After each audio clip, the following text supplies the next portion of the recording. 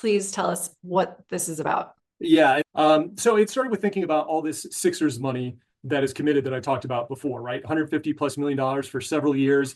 Some of that money is going to go, or maybe a lot of it's going to go to guys who don't even play. And Sixers aren't the only team in that kind of situation. So something is bubbling up. And I was living in San Francisco in 1990 at the peak of the dot-com bubble.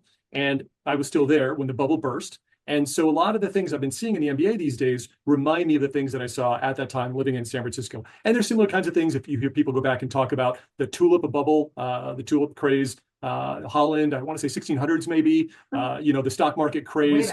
JP Morgan saying, when your shoe shine boys giving you stock tips, that's when it's time to get out, right? We have these examples of bubbles in history, and they oftentimes play out in similar ways. So here's my 6 reasons why we're in an NBA bubble.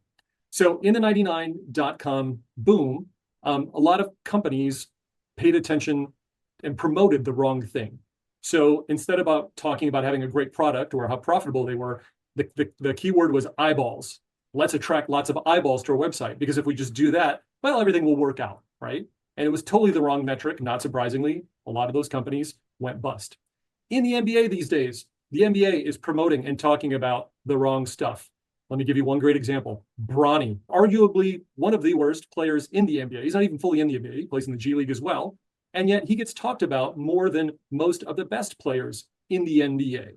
I don't know if it's intentional or not in terms of they're worried about the quality or other issues going on.